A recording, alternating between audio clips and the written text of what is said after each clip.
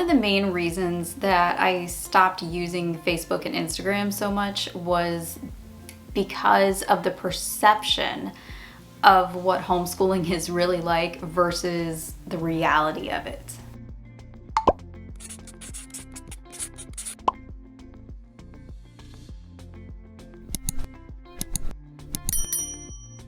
Welcome to my channel. My name is Mandy, the handmade homeschooler, and today we're going to talk about reality.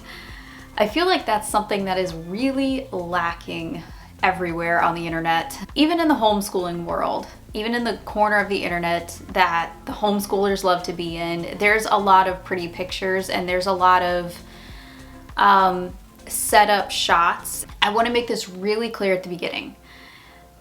I am not talking about anyone in particular.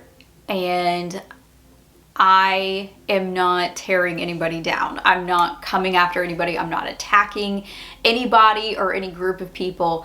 What I'm doing is I'm talking to real people because I feel like we need a little bit more honesty, and we don't always get that on the internet. And this is not anything that anybody has really done on purpose. It just happens with the internet. You know, we take pretty pictures, but we don't talk about the behind the scenes of a lot of this stuff. And, you know, I've been on both sides of the fence, and I've been in the education world for a very, very long time, it seems like. And I feel like I have a little bit more experience to talk about some of these things. So that's what we're gonna do today. We're gonna talk a little bit about reality because I think we need to keep homeschooling realistic. Now, this is especially true for the beginning of anybody's homeschooling journey. I feel like at the beginning we have so much motivation, but we also have a lot of fear involved with it, and we're not really prepared for a lot of that stuff when it does happen. I feel like a lot of us are on the defense. And I think that that's where a lot of this comes from, is so many of us are on the defense because the world tells us that we are unqualified to homeschool and that our kids are going to be social pariahs and that they're going to be unsocialized and weird and whatever that means. But because of all of this like homeschool hate on the internet, a lot of us are just naturally defensive, and we put up like these barriers and these walls. And we pretend like everything is so easy. But here is the problem with that. That's not true. It's not true. It's not. And I see a lot of that on the internet where, you know, we have like these ironclad defense walls up where we absolutely refuse to admit any weakness at all whatsoever, and we have it all together.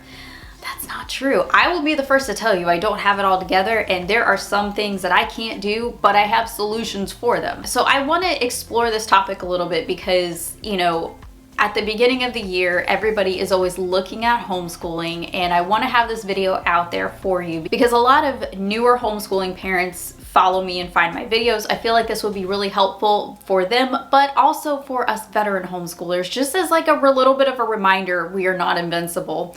And these fears are real, and I want people to be like, yes, I felt that way.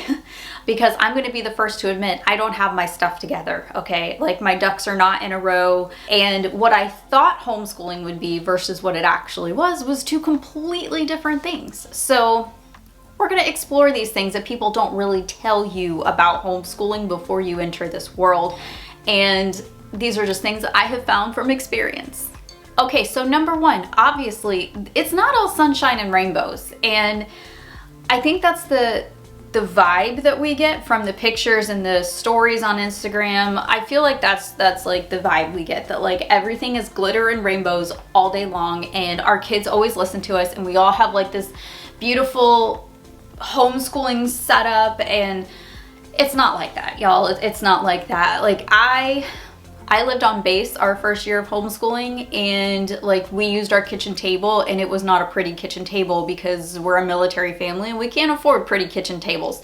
So, you know, you just do what you gotta do. I mean, it's okay. Like it really is. Like you have your good days and you have your bad days. You have your days where you don't want to get out of bed and you're really scared. I mean, that's That's just the reality of it. Everybody has days. But you know what? So do the teachers who teach in regular school too. There were many days that the last thing I wanted to do was be in that classroom. And I already have everything planned out for me, and you know, it even still, like, it was a totally different environment, and there were days too where it was just like I want to pull my hair out. So it's normal is what I'm saying. It's totally normal if everything doesn't look like what you envisioned, because sometimes we get these pictures in our head of what we feel like homeschooling should be like, but then when we actually get there and we do the thing, we find out, oh, it's completely different.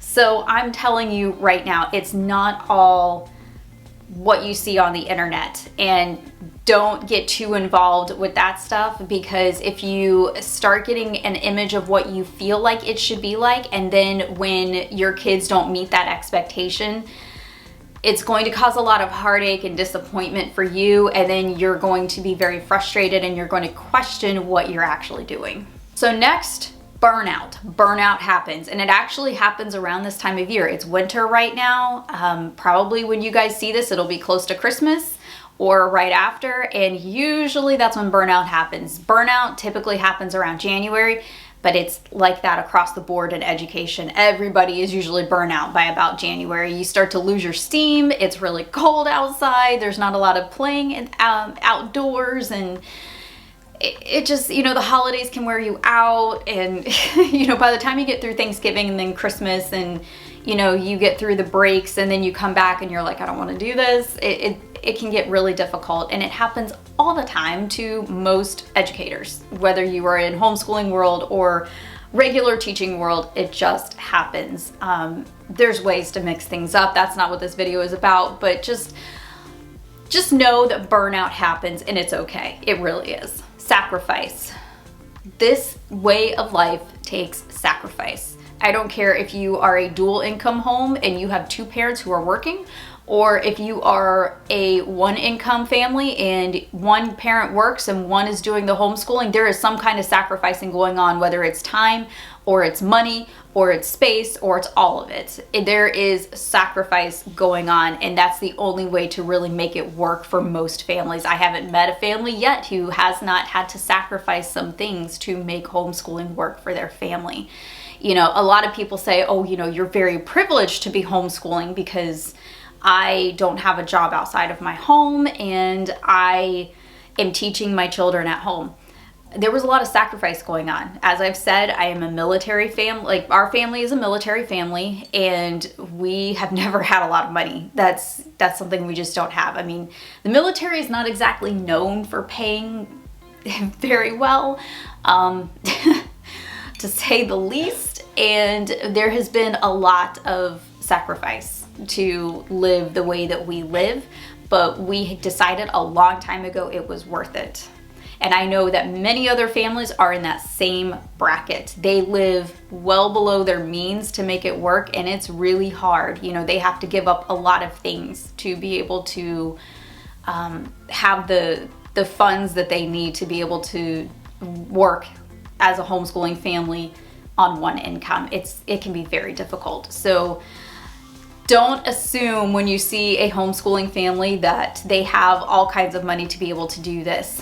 And on that note, a lot of families use very low cost curriculum or free curriculum because of the one income issue. So it's not really as much of a privilege as it is a major sacrifice for that family.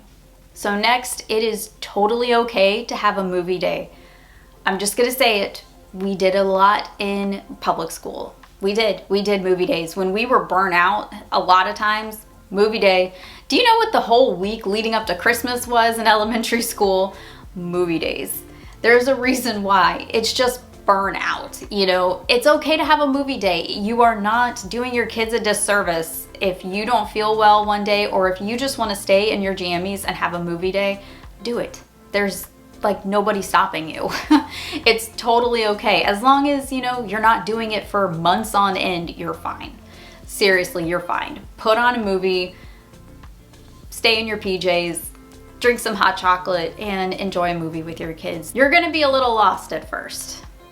That's just the reality of the situation. If you've never homeschooled before, or you didn't grow up being homeschooled, because I sure didn't, it's totally normal to kind of go into homeschooling a little scared and not sure what to do. We all are like that. I was like that. I was terrified. When we started homeschooling, I actually started homeschooling in the summertime because I was worried that I was going to do something wrong and I would have to send them back to school. So I started homeschooling about 6 weeks before the public school started. And I said, okay, I'm going to give myself this amount of time. If it doesn't work, I'll just send them back. That way I had an out. You know what I mean? That was how terrified I was. So just know that, a lot of people feel like a fish out of water. It's totally normal. And there's nothing wrong with you if you feel that way. And if you're getting ready to homeschooling this upcoming school year and you're starting to feel the panic set in because it's the beginning of a new year, it's okay. It's normal. Most of us do feel that way. I think the only ones that maybe feel a little bit more at ease are the people who grew up being homeschooled, which I think most of us probably didn't. And the last thing I want to say is it's going to take a while to find your groove. Okay, it took me years to figure out our curriculum. Years. I mean, I feel like we're coasting now, but it took me 5 years to figure it out. Now, I'm sure there's people that the first one they ever use, it's awesome. I mean, kudos to you. That's awesome. I'm so happy for you. I'm so glad you didn't have to do what I did. I was not that lucky. I had to kind of go through and figure out which one fit for each kid and in each subject. And it took me a while to figure that out. And I know most of my friends were all the same way. They had to kind of do a little bit of trial and error with different curriculum to really figure out what works for each child. And I'm very eclectic, and I'm one of those people, I don't buy the big box curriculum. I buy individual subjects for each child, and each one of those subjects could be different for each kid. I kind of go by the needs of each child. I don't do the curriculum in a box. Now, I did when I first started, but I don't do that now. I kind of do individualized curriculum, and that seems to be what works best for my kids. And that just, they liked this brand for one and they liked this brand for another. And that's just kind of how it evolved in my homeschool, which probably is why it took me so long to figure things out. But now that we're here, I'm coasting till the end. And I graduate my first child at the end of the school year. So in June, I will have my first homeschool graduate. So yes, it took a while to get here, but we've been coasting now for several years and it's been super easy.